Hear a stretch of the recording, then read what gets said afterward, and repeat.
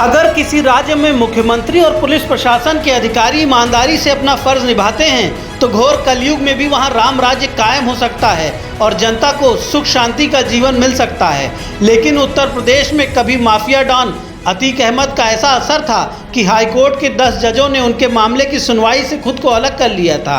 उसी उत्तर प्रदेश में अतीक अहमद के बेटे अली अहमद को आज गुंडागर्दी के आरोप में न्यायिक मजिस्ट्रेट की कोर्ट में सरेंडर करना पड़ा और नैनी सेंट्रल जेल जाना पड़ा। सपा, बसपा और कांग्रेस की सरकारों में अतीक अहमद के खिलाफ कार्रवाई करने से IAS IPS अधिकारी भी डरा करते थे। इलाहाबाद के पुराने लोग बताते हैं कि जब राजीव गांधी प्रधानमंत्री थे तब इलाहाबाद के बड़े कांग्रेस नेता के PMO से सिफारिश हो जाती थी और अतीक अहमद का काम उत्तर प्रदेश में चलता रहता था।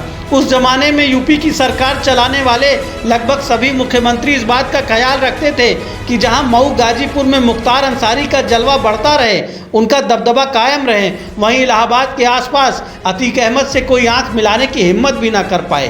बेरोक टोक 3 दशकों तक सत्ता के संरक्षण के दम पर अतीक अहमद का काला धंधा चलता रहा और उन्होंने अरबों का साम्राज्य खड़ा कर लिया। अतीक के ज़्यादातर विरोधियों का सफाया हो गया। इलाहाबाद में लोग जानते हैं कि दिन दहाड़े मर्डर हो जाते थे और किसी की ज़ुबान नहीं खुलती थी। अतीक के सामने जो खड़ा हुआ उसका सफाया हो गया, लेकिन पुलिस प्रशासन मौन रहता था। गौरतलब है कि अतीक अहमद के छोटे बेटे अली अहमद को आज जुडिशियल मजिस्ट्रेट के सामने पेश होना पड़ा। अतीक अहमद के रिश्तेदार मोहम्मद जीशान ने ही 31 दिसंबर 2021 को उनके और उनके बेटे के खिलाफ करेली थाने में मुकदमा दर्ज कराया था। 5 करोड़ रंगदारी मांगने का मामला था। साथ ही साथ मारपीट करते हुए गुजरात की साबरमती जेल में बंद अतीक अहमद से जबरन फ़ोन पर बात कराने का भी मामला था। अली अहमद पर यह आरोप लगा कि उसने न सिर्फ अपने रिश्तेदार के साथ गुंडागर्दी की बल्कि उसकी ज़मीन जबरन अपनी मां यानी अतीक अहमद की पत्नी के नाम कराने के लिए दबाव भी बनाया और अपने पिता से फ़ोन पर बात भी करवाई। इसी मामले में करेली थाने में 31 दिसंबर 2021 को मुकदमा दर्ज हुआ था। मुकदमा दर्ज होने के बाद से ही अली अहमद फरार है, क्योंकि उसे पता है कि उत्तर प्रदेश में योगी आदित्यनाथ की सरकार है जो अपराधियों को किसी भी हाल में छोड़ने के लिए तैयार नहीं है। अतीक के छोटे बेटे अली अहमद के ऊपर IG प्रयागराज ने 50,000 रुपये का इनाम घोषित किया हुआ था। इलाहाबाद हाईकोर्ट ने उनकी जमानत खारिज कर दी थी। सुप्रीम कोर्ट में भी वो जमानत की गुहार लगा रहे थे, लेकिन राहत नहीं मिल पाई थी। इसी बीच उत्तर प्रदेश STF ने उनकी गिरफ्तारी के लिए दबाव बढ़ा दिया था। यूपी STF को इस बात की सूचना मिली थी कि अतीक अहमद के दोनों बेटे ममता बनर्जी के पश्चिम बंगाल में आराम फरमा रहे हैं, तो बंगाल भी यूपी STF की टीम छापेमारी करने पहुंच गई। ज़्यादा दबाव बढ़ा तो अतीक के छोटे बेटे ने प्रयागराज के जुडिशियल मजिस्ट्रेट की कोर्ट में आज सरेंडर कर दिया। उनके बड़े बेटे अभी भी फरार हैं। उनके खिलाफ भी 2 लाख रुपए का इनाम CBI ने घोषित कर रखा है।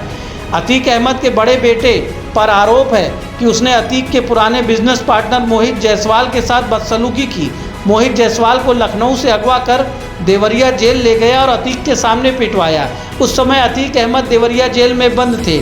इस मामले का मुकदमा भी कृष्णानगर थाने में दर्ज है और जांच CBI कर रही है।